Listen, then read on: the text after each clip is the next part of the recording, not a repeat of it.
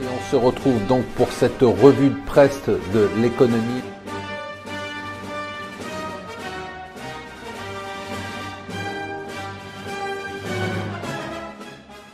Bonjour et bienvenue sur Mon Financier pour le Morning Zapping du jour. Nous sommes le vendredi 19 octobre. Ça recommence à secouer un peu pour le moment.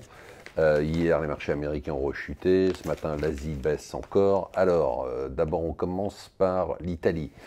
Donc, l'Italie, ça y est, c'est parti. La Commission européenne a envoyé un premier courrier à l'Italie pour lui dire qu'il révisait son budget, mais que probablement qu'il allait être rejeté. C'est historique, hein. On n'a jamais rejeté le budget d'un pays.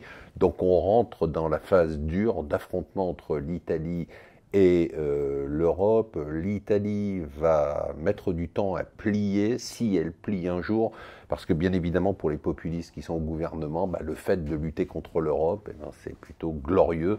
Et d'autre part, il faut reconnaître que leur budget est à 2,4% du PIB. Je rappelle quand même que celui de la France est à 2,8% du PIB. Donc ils ont des arguments pour se battre contre Bruxelles. En attendant, on va avoir une agitation sur les marchés européens, c'est sûr. Déjà hier, les taux italiens sont montés à 3,7%, c'est le plus haut depuis 4 ans.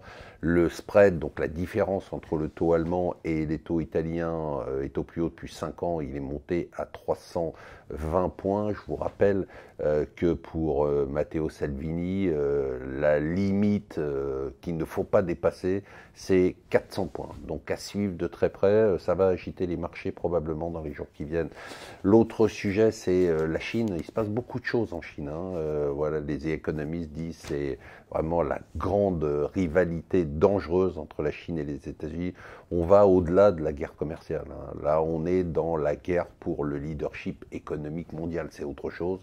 La Chine souffre plus que les États-Unis, c'est clair, de cet affrontement. L'économie chinoise ralentit. On a eu les chiffres de 6,5%. Bon, c'est moins bon que prévu, c'est pas très mauvais, enfin, si on croit les chiffres officiels, mais on sent très bien que la Chine est en difficulté et elle essaye de réagir de deux façons. La première, c'est qu'elle essaye de rassurer les investisseurs sur sa capacité à gérer l'endettement massif du pays et des acteurs du pays. Ça, c'est le premier élément.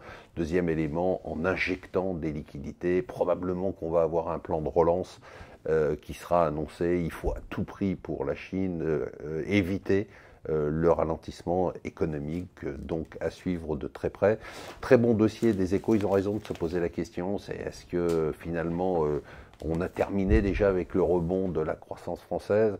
La réponse est non. On a eu un petit ralentissement le dernier trimestre, on va repartir, mais on ne va pas repartir très fort. Parce que le problème de la France, c'est qu'on est toujours à contre-courant, c'est-à-dire que là, on redémarre quand le reste du monde est en train de ralentir un petit peu par les États-Unis, notamment l'Allemagne qui ralentit, ça va avoir un impact sur nous.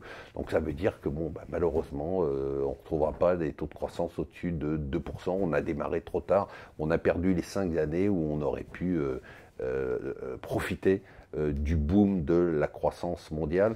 Et la presse traite bien évidemment de la suite de l'affaire Khashoggi. Alors tout le monde essaye de trouver une solution pour sauver la face. Personne ne veut d'affrontement avec l'Arabie Saoudite, surtout pas les États-Unis, parce que les États-Unis, leur bête noire, c'est l'Iran, donc l'ennemi de l'Arabie Saoudite. Et d'autre part, il y a la hausse du pétrole, même s'il a un peu rebaissé hier, qui fait que les Américains n'ont pas envie de fâcher les Saoudiens aujourd'hui. Et donc tout le monde va faire semblant de croire que ce gars a été torturé, coupé en morceaux et assassiné par des gens qui auraient agi de leur propre fait, sans aucun lien avec les dirigeants du royaume.